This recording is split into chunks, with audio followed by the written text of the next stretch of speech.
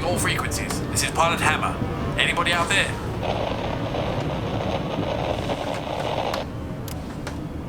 Oh.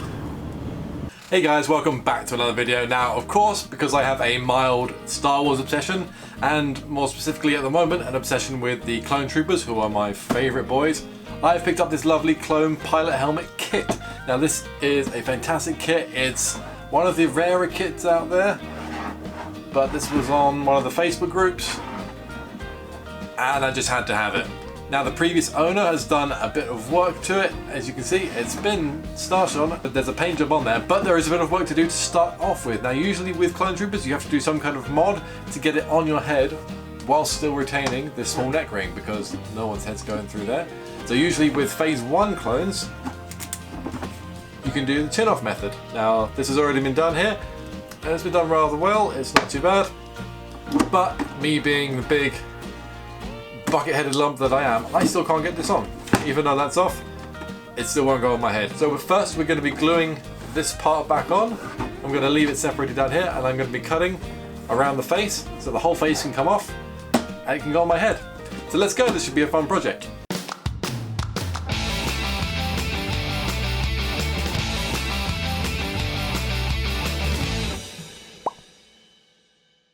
So that's glued up quite nicely. It's gone flush in most areas. There are a few gaps here and there, but it's all going to get filled and sanded. So now I'm just going to use this fine saw blade in the X-Acto handle to cut around the face.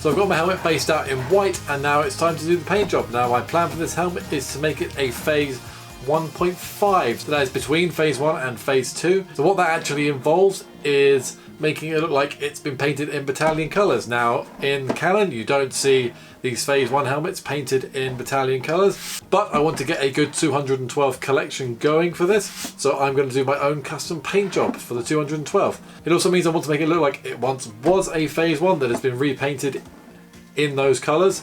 So we're going to do a bit of work to get this looking more like that to begin with, and then on with the custom paint job. It's now time to start masking and getting on some more of those colours.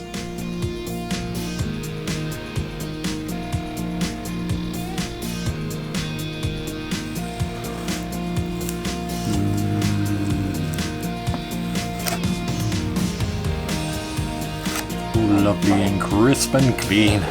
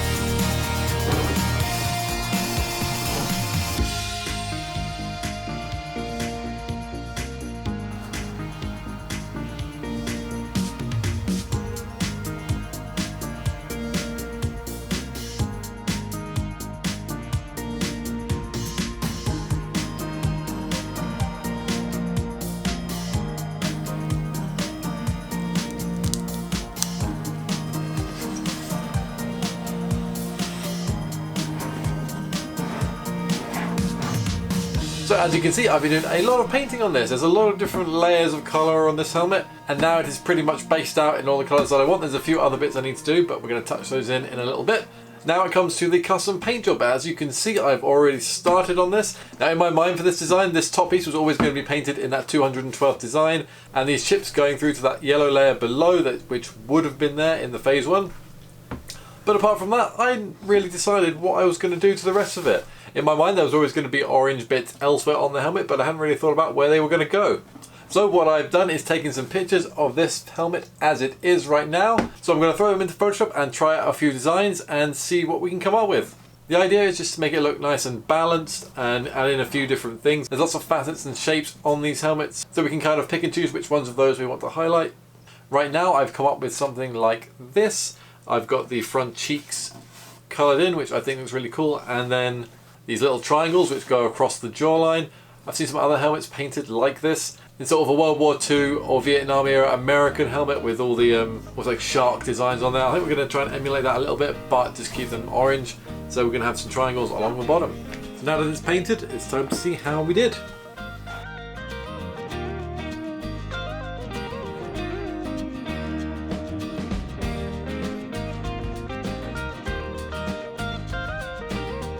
So I am really happy with how this has turned out. I think it looks great. Those front details look really cool. I'm just deliberating whether to do something on the back here. This part's a bit blank. I may do some orange, I may not. But for now I think I'm actually ready to start weathering. This is my favourite part, and we're going to get some black and brown washes and just make this whole thing dirty. I'm also going to go in and add some more scratches and chips once that black is on there, and that should help really tie everything together.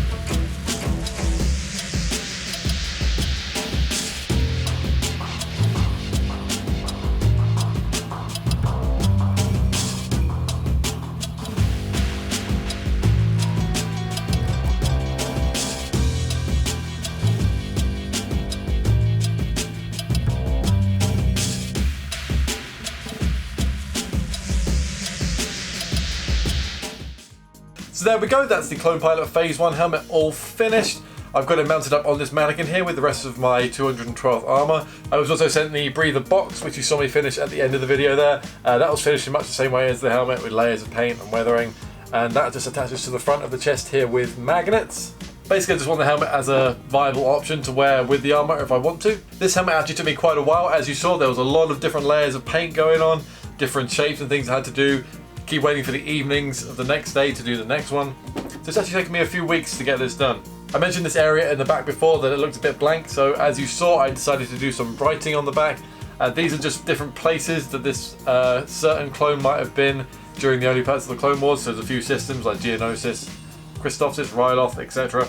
And I thought that just added a nice custom flair along with the custom paint job. There are also a few extra details like the visor. This is just hot glued in. You saw me fit that earlier. And also the kit didn't come with this little vocoder piece in the front gap. So that was something I had to make. I measured the gap that we had on here and then whipped up a model in 123D Design. I just used screen grabs to get as close as I could to what I thought it looked like. This was then printed out in black PLA on my 3D printer, and then just covered it in a load of black paint to fill all the print lines, and then just super glued in place. The tubes that you see here are just regular tubes you can buy at any hardware store. I think these are 3/4 inch internal diameter, which seemed to be the right fit for the kit that I had, but they look really awesome. This was a great little project using a lot of different techniques. We used different rattle cans, the airbrush, different weathering techniques, different glues, magnets, decals as well, so it was just fun to bring all these together to make this finished item, and I really couldn't be happier. Do remember to like and subscribe for more videos like this. I've got a few more kits which you might be able to see up here, which I'll be finishing in the near future. I'm definitely after my 212th shelf up there. Have a great day wherever you are, and of course I will see you in the next one, and until then, take care. Bye bye.